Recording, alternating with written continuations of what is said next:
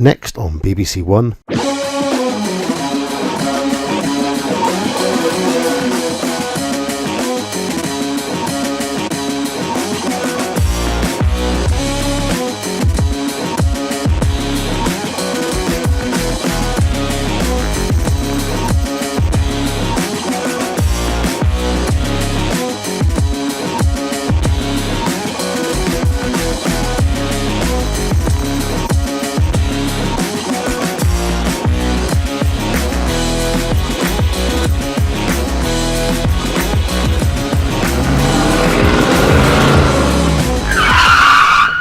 Hello and welcome to Project Purple. Now you might wonder why it's called Project Purple when the car's green. It's because now the car is purple. Anyway, welcome to my garage, and I'll let you know a little bit about what's going on. In fact, first I'll tell you a little bit about Purple, the car itself. I bought the car about 8 years ago as a 1.9 TDI, and at the time I was looking for a lowered Audi A8 B4 Avant. Always liked the car, and I was looking for one that I could do some work on. As it was, up in Wakefield, which wasn't far from where I lived, one came up for sale on eBay, and it already had the dark tinted windows, lowered suspension and alloy wheels on it, so I went and bought the thing. The original intent with it was to run it for a couple of years and then start some work on it, and that kind of happened. I ran it for a couple of years and bought a new set of wheels for it. The ones you see, the polished ones, they look like Borbet A's, and they are 9x16 on the back and 8x16 on the front, with quite a lot of offset. Looks quite good, and with lower profile tyres on there, really slammed the car on the deck. And then I got fed up with the green, so a short while later I had the car sprayed Cadbury's chocolate wrapper purple, and that colour it has stayed since. And through various car shows and meetings, the car got known by other people as Old Purple, and if I was going to an event I was asked if I was bringing Purple along, and so the name stuck. Anyway, the plan for Purple is to convert it to V8. Chevrolet V8 up front, turbo 350 gearbox, or possibly a 700 R4. We're also going to convert it to rear wheel drive, using combination parts from an Audi A4 B5 Quattro and a Jaguar S-Type for the diff, and that's going to involve quite a lot of work. I do like this car, and it's made some people smile over the years, and now it's time to make me smile even more, as the TDI that was in it just doesn't cut the mustard. So let's take you on a quick tour of the bits that I've got out in the garage so far.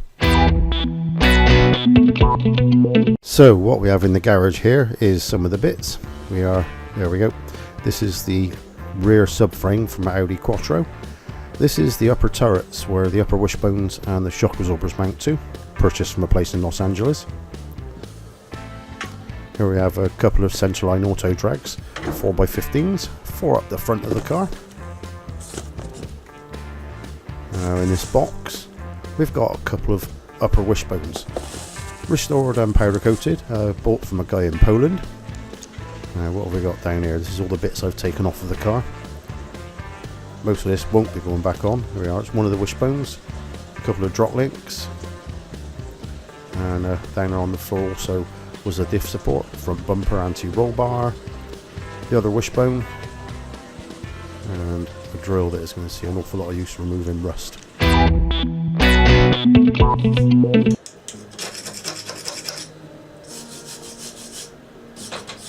So into the garage, and here we are, starting to remove a lot of the rust from the parts of the car. Now this is one of the lower wishbones, and these things are around about 20 years old, maybe a little bit newer than that, but they've got 20 years worth of road rust and rubbish all over them, and it's taken a bit of effort. Here I am here with the wire brush and a scraper, but sometimes you have to upscale your efforts, so here we come out with the hammer. Notice the scary cow in the background, but I'll give it a damn good bash in here. There's a lot of rust on there. I was a little bit worried about going through and poking holes in it, but it's made out of 3.5mm steel, so hopefully I won't actually do that. But there's an awful lot there's an awful lot of rust removal to go on both the wishbones, the uprights which are out in the car, and all sorts of other stuff. But once they're done and I've managed to get the bushes out, what I'll be doing then is giving them a more coat of Hammerite paint and seeing how I can get on with that stuff. I don't know if the new Hammerite is as good as the old stuff. Rumour has it that it isn't, but as the car won't be used that much, like a weekend warrior, maybe sunny weekends, then the state of the Hammerite shouldn't matter too much. This blasted thing is really noisy.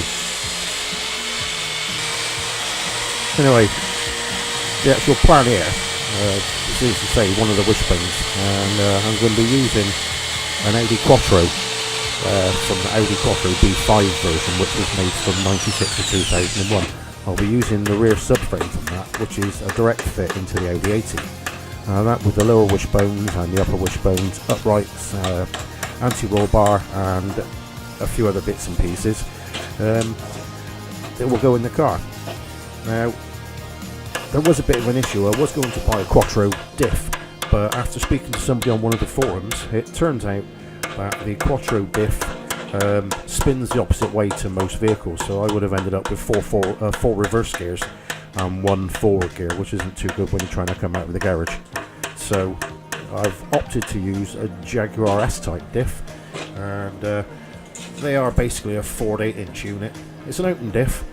I do believe with a bit of work you can make an 8 inch track lock diff fit in the housing, so maybe that's something to attack later on and just buy a second diff to work on it.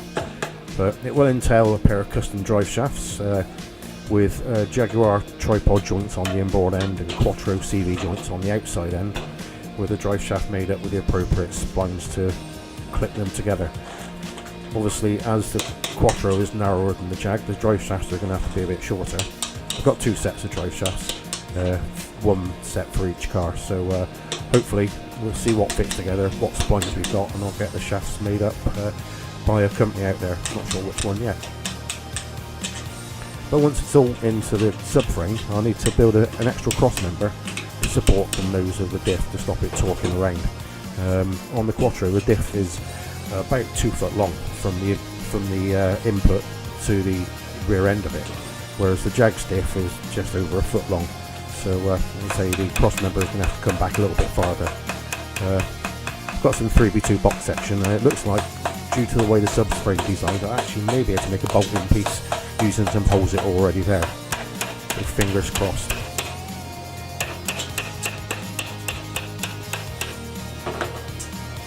Certainly takes some violent work trying to get this rust off of the stuff. I'm still working on one of the wishbones here.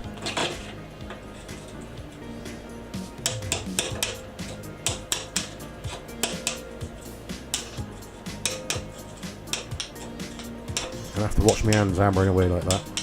To give myself a little bit more space out here, I'm waiting for a couple of new workbenches to arrive. I've got a 5 foot workbench and a 4 foot workbench, one with a tool rack and drawers in it as well, so hopefully I'll be able to pick some stuff up off the floor, which is where I'm storing everything at the moment, and get it up out of the way and carry on doing the work.